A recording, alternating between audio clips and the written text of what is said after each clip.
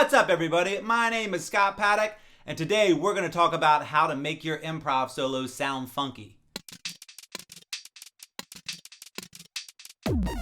I'd like to take a second to welcome everybody to the P. Mauriat North America Saxophone Master Class. In these master classes, we're going to be tackling all kinds of subjects, and today we're going to be talking about funk improv. Mainly, in this tutorial, we're going to talk about the difference between playing in a jazz style and a funk style. So to do that, we are going to use our C blues scale. So your C blues scale or any blues scale is this 1, flat 3, 4, sharp 4, 5, flat 7, 1. On the alto saxophone in the key of C, it would be C, E flat, F, F sharp, G, B flat, and C. And it would sound like this.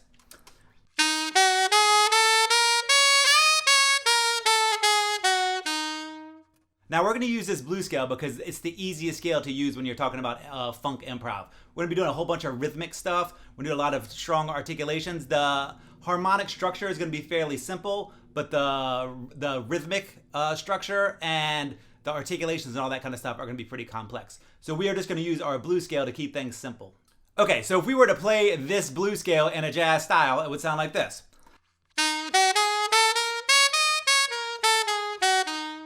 Notice we're swinging those eighth notes. We have that do ba do ba do.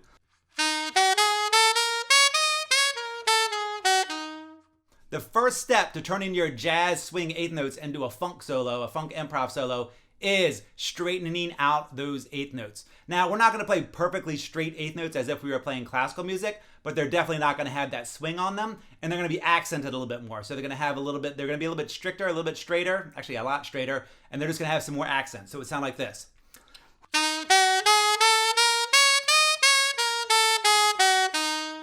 So there's still a little bit of difference in the length of the notes, but we definitely don't have the of the swing style.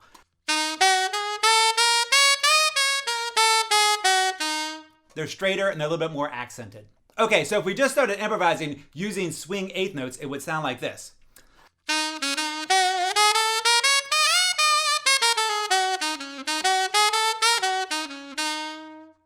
Now, if we do that exact same thing and we just straighten out those eighth notes like we just talked about, it sounds like this.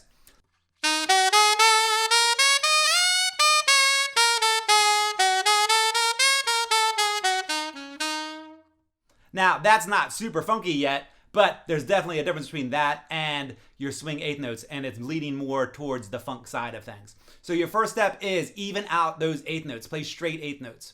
The second step is where a lot of the funk comes in, and that is syncopation. When you're playing jazz lines, the notes are connected a lot. There are rests, of course, but there's not nearly as much syncopation. So your jazz lines sound like this.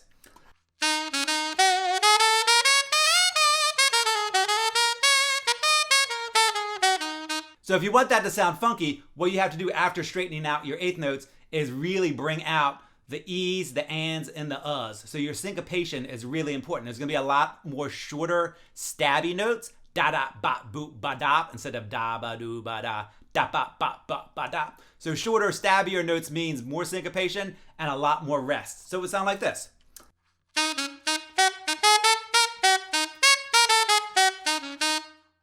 Hear how much funkier that sounds? Now, if I played the same thing with the straight eighth notes without the syncopation, without the rest,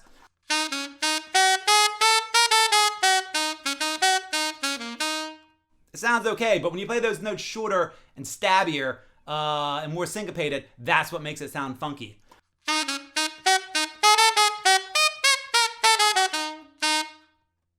We're on our way. So the first step is even out those eighth notes. The second step is add in a lot of syncopation. And then the third step is really bring out the articulations. You want strong, hard articulations, and you want to bring out goal notes that give you rhythms with inside of the articulation. So in other words, you're going to bring out some strong notes that gives you a separate rhythm aside from just the rhythm of the song. Meaning, you're going to hear the rhythm of what the goal notes are. Take a listen, you'll hear what I'm talking about.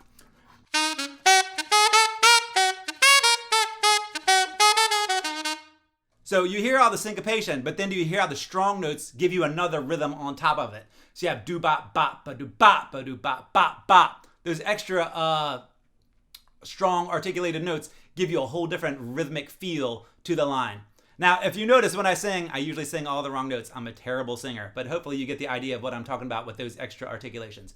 So here is another example. I'm going to do all three rules. I'm going to straighten out my eighth notes. I'm going to have a lot of syncopation, and then I'm going to bring out the articulations and bring out some goal notes. Goal notes meaning more important notes, notes that sound more important, so that I get this rhythmic thing over top of everything I'm playing. Take a listen.